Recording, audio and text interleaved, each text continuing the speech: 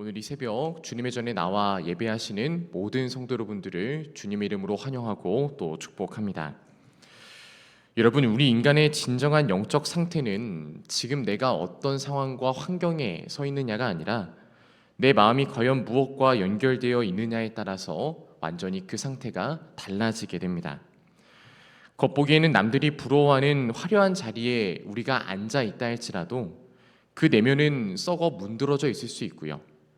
또 반대로 세상에서 가장 초라하고 낮은 자리에 우리가 처해 있다 할지라도 그의 영혼만큼은 독수리처럼 다시금 힘차게 살아날 수도 있는 겁니다.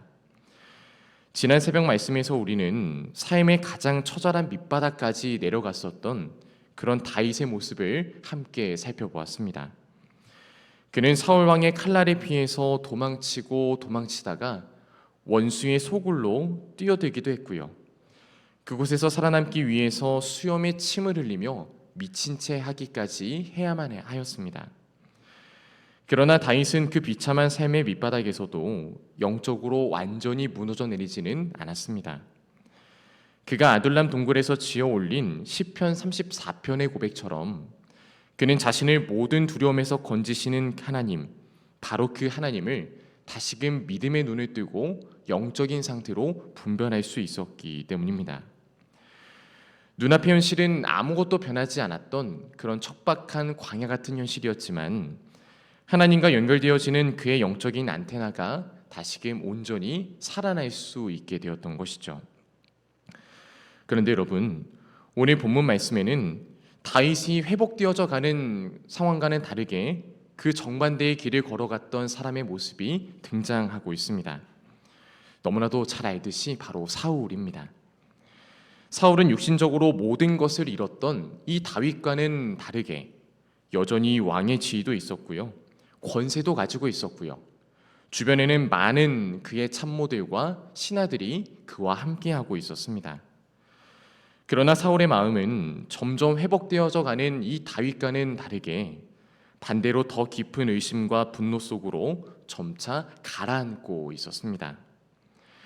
하나님의 사람들의 말은 한마디도 귀담아 들으려 하지 않았고요. 자신의 두려움과 욕망을 자극하는 말에는 반응하면서 스스로를 더욱더 궁지로 내몰고 있었던 겁니다. 여러분, 우리는 이 대비되는 삶을 과연 어떻게 설명해야만 할까요? 어떻게 인생의 밑바닥에 있던 자가 영적으로 회복될 수 있으며 모든 것이 완전한 삶에 있는 자가 영적으로 비참하게 망가질 수밖에 없었을까요? 과연 무엇이 그들의 삶을 갈라 놓았겠습니까? 오늘 말씀은 과연 이 질문에 대하여 어떠한 답을 우리에게 건네주고 있는지 우리가 함께 말씀을 보면서 함께 나아가 보도록 하겠습니다. 여러분, 먼저 오늘 본문을 보면 삶의 가장 밑바닥까지 내려갔던 다윗에게 조금씩 새로운 변화가 나타나고 있음을 우리는 확인하게 되어집니다. 아둘람 굴로 피신했던 다윗의 곁에 하나둘씩 사람들이 모이기 시작했던 겁니다. 그의 형제와 아버지의 온 집이 내려왔다라고 기록하고 있고요. 환난당한 자, 빚진 자, 마음이 원통한 자들이 다윗에게로 몰려들게 되었다라고 그렇게 기록하고 있습니다. 비록 세상적인 눈으로 볼 때 다윗에게 이들이 왔다라고 해서 도움이 될 것 같아 보이진 않았지만 미약하고 보잘것없는 사람들이긴 했지만 다윗은 이제 더 이상 혼자가 아니었던 겁니다. 그의 곁에는 함께 울고 함께 광야길을 걸어갈 400명가량의 동료들이 생기게 되었습니다. 좋은 소식은 여기서 끝나지 않죠. 다윗과 자신, 그 가족들이 비교적 안전하게 머물 수 있는 그런 거처도 찾게 되어집니다. 바로 모압 땅이었습니다. 여러분, 모압은 다윗의 증조할머니 룻의 고향이기도 했고요. 사울과도 적대적인 관계에 있었던 그런 나라였습니다. 그러니 다윗의 입장에서 보면 사울의 손길이 쉽게 미치지 못하고 있는 이 모압 땅은 자신과 가족을 보호하기에 꽤나 괜찮은 선택지였습니다. 실제로 다윗은 모압 왕에게 자신의 부모님까지도 맡기면서 하나님께서 자신을 위하여 어떻게 하실지를 알 때까지 그곳에 머물 수 있게 해달라고 그렇게 공식적으로 요청하고 있습니다. 분명 조금 전까지만 해도 원수의 땅에서 미친 사람처럼 행동해야 했던 이 다윗이 이제는 함께할 사람도 얻었고요. 그리고 가족들을 맡길 곳도 찾았으며 몸을 숨길 만한 요새까지도 그렇게 얻을 수 있었던 겁니다. 여러분, 인간적으로 보면 어떤 상황처럼 보이십니까? 이제 다윗이 한숨을 돌리고 그나마 조금 마음 편하게 있을 수 있는 그런 상황이 되었구나라고 우리는 생각을 하게 됩니다.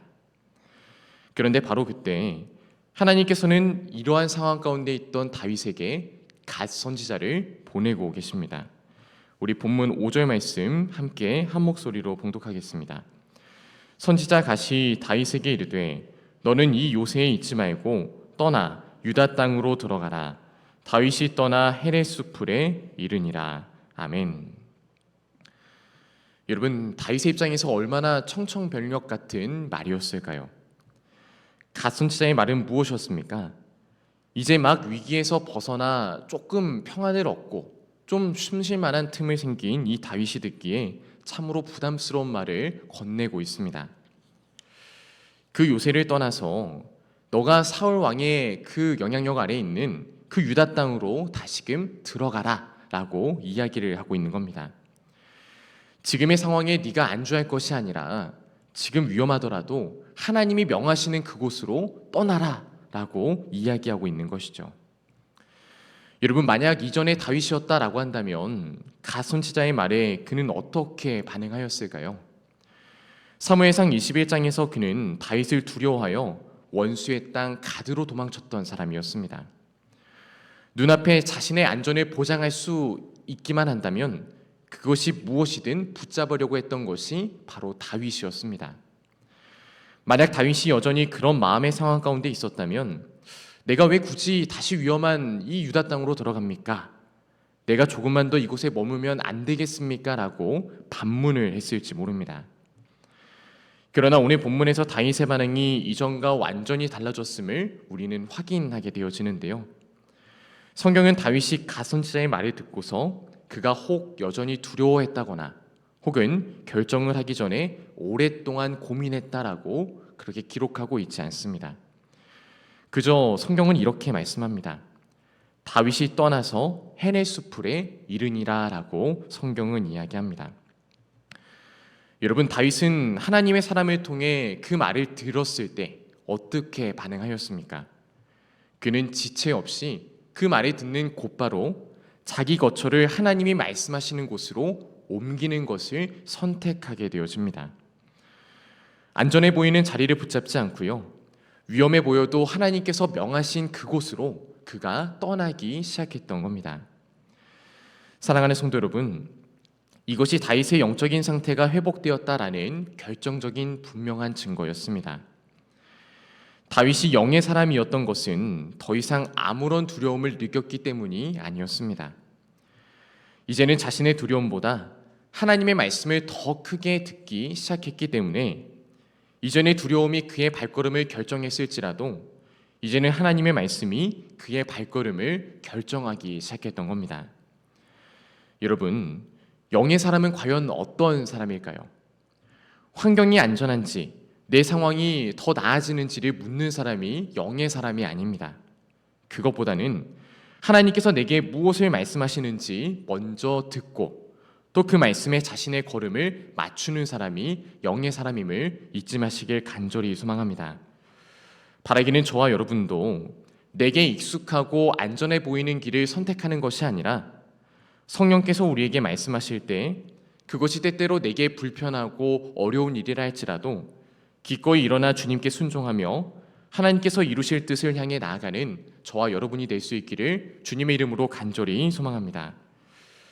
여러분, 이제 본문은 다윗의 모습에서 사울의 모습으로 그 시점을 바꾸고 있습니다. 우리 6절 말씀을 함께 봉독해 보겠습니다. 사울이 다윗과 그와 함께 있는 사람들이 나타났다 함을 들으니라. 그때에 사울이 기브아 높은 곳에서 손에 단창을 들고 에셀나무 아래에 앉았고 모든 신하들은 그의 곁에 섰더니. 아멘. 여러분, 어떠한가요? 겉으로만 볼 때는 이 사울의 형편은 다윗보다도 훨씬 더 아주 훨씬 더 좋아 보입니다. 다윗은 여전히 굴속과 수풀을 전전하고 있는 도망자의 삶을 살고 있었지만 사울은 높은 곳에 앉아서 그의 권세를 유지하고 있습니다. 그러나 놀랍게도 왕자에 앉았던 사울보다 광야에 있는 다윗의 영혼의 상황이 더욱더 건강했음을 우리는 확인하게 됩니다. 다윗은 하나님의 말씀을 듣고 다시금 일어나는 삶을 살고 있지만 사울은 여전히 의심과 분노에서 빠져나오지 못해 영적인 침체 가운데 머물고 있었기 때문이지요. 이어지는 7절과 8절을 보면 사울은 곁에서 신하들을 향해서 자신의 원망과 불평을 마구잡이로 쏟아내고 있습니다. 저 이세 아들이 너희에게 밥과 포도원을 주겠느냐? 너희를 천부장과 백부장으로 삼겠느냐라고 말하면서 니네가 다윗과 공모해서 나를 배반하려고 준비하고 있지 않아? 니네들이 나를 대적하고 있지 않아라고 그렇게 대적하면서 대적하고 있다라고 몰아붙이고 있습니다. 여러분, 편집증이라는 정신병적인 질환을 알고 계시죠? 사울은 지금 사실을 보고 있는 것이 아니라 그는 자신이 만든 두려움 안에서 왜곡된 시야를 가지고 자신 주변에 있는 모든 사람들을 바라보고 있었던 겁니다. 정말 아무도 믿지 못하는 삶을 살고 있는 것이죠. 자신의 아들 요나단조차도 믿지 못하고 곁에 서 있는 신하들마저 자신을 배반한 사람들 같이 그렇게 여기는 삶을 살고 있습니다. 영적인 감각을 완전히 잃어버리자 사람들의 충성은 보이지 않고 그를 향한 배신만 보게 되었으며 하나님의 뜻은 보이지 않고 자신의 왕자를 빼앗길 그럴 가능성만을 계산하고 있었던 겁니다. 사울의 영적인 상황이 밑바닥을 치고 있던 바로 그때 사울 곁에 한 사람이 등장하고 있습니다. 바로 에돔 사람 도액이라는 사람입니다. 우리 9절과 10절 말씀을 함께 봉독해 보겠습니다. 그때 에돔 사람 도액이 사울의 신하 중에 섰더니 대답하여 이르되 이새의 아들이 노베 와서 아이두베의 아들 아히멜렉에게 이른 것을 내가 보았는데 아히멜렉이 그를 위하여 여호와께 묻고 그에게 음식도 주고 블레셋 사람 골리앗의 칼도 주더이다. 아멘. 여러분, 도액이라는 자는 사울에게 자신이 본 것을 보고하고 있습니다. 그가 정말 사울을 위했기 때문에, 충신이었기 때문에 그가 본 것을 사울에게 보고해야 되겠다라고 생각을 했던 걸까요? 그런 것은 아니었던 것 같습니다. 도액이라는 자는 사울 안에 있었던 이 두려움과 의심을 이용해서 사울의 환심을 사고 그 일을 통해 사울에게 더 큰 영향력을 미치고자 다윗과 제사장 아히멜렉 사이에 있었던 일을 보고한 듯합니다. 사울은 도액의 말을 들은 뒤 그 일이 어떤 상황에서 일어나는지 차분히 생각하고 하려고 하지 않고 아히멜렉이 다윗의 사정을 어떻게 도왔는지 그리고 왕의 신하인 줄 알고 선의로 도왔는지를 묻지 않고 그저 자신을 향한 반역을 행하였다 그렇게 생각하며 도액의 말을 그저 의심 없이 받아들이고 있습니다.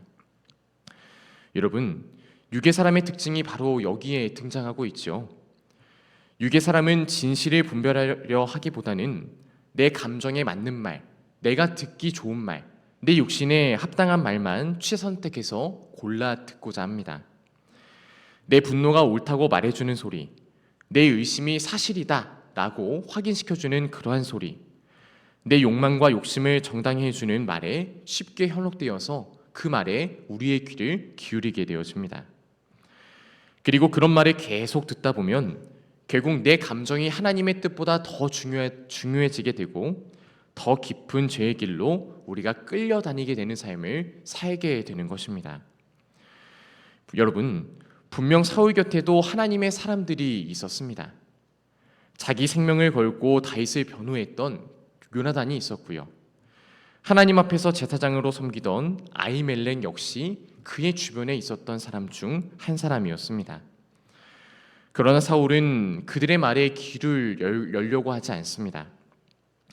오히려 그러한 귀중한 관계 하나하나씩을 끊어버리기 시작했고 자기 불안과 분노를 자극하는 저 악한 모사꾼 도액의 말에만 자신의 귀를 기울이기 시작합니다. 여러분, 그 결과 사울은 어떠한 삶을 살게 되었을까요? 점점 영적으로 고립되어지는 안타까운 삶을 살게 되어집니다. 다윗에게는 환난당하고 상처 입은 사람들이 모여서 함께 울고 함께 싸우는 그런 믿음의 공동체가 세워지게 되었지만, 사울에게는 좋은 사람들이 하나둘씩 떠나고 자기 욕망만을 부추기는 그런 사람들만을 곁에 두게 되었던 겁니다. 여러분, 지금 여러분들은 과연 누구의 말, 어떠한 사람들의 말을 듣고 살고 계십니까? 하나님의 뜻을 깨닫게 하고 나를 회개와 순종으로 이끄는 그런 영적인 말, 그런 영적인 사귐을 여러분들의 삶 가운데 두고 계십니까? 아니면 내 분노와 상처를 정당해주는 그런 육적인 말, 내 욕심을 부추기는 그런 말에 귀 기울이는 삶을 살고 계시지는 않으십니까? 우리가 진정 영의 사람이라면 내가 듣기 좋은 말만을 찾는 그런 사람이 될 것이 아니라 하나님이 기뻐하시는 말을 분별할 줄 아는 그런 사람이 되어야 할 줄로 믿습니다. 바라기는 저와 여러분이 감정에 휘둘리는 삶을 사는 것이 아니라 영적인 상태 가운데 건강한 마음과 생각을 가지고서 하나님이 이루시고자 원하시는 그러한 뜻을 이루시길 주님의 이름으로 간절히 소망합니다. 여러분, 바라기는 이 새벽 우리가 이렇게 기도했으면 좋겠습니다. 주님, 나의 영적인 귀와 눈을 열어주셔서 내가 들어야 할 말과 내가 보아야 할 것을 분별하게 하여 주옵소서라고 기도할 수 있는 새벽이 되길 간절히 소망합니다. 여러분, 반드시 기억해야만 합니다. 이 둘의 결정적인 차이는 그들이 처한 환경에 있지 않았습니다. 영적 상태에 있었다라는 것을 잊지 마시며 나의 영적인 삶을 관리하고 그러한 삶 가운데 나아가기를 결단하는 이 새벽이 되시기를 주님의 이름으로 간절히 소망합니다. 우리 함께 기도하겠습니다.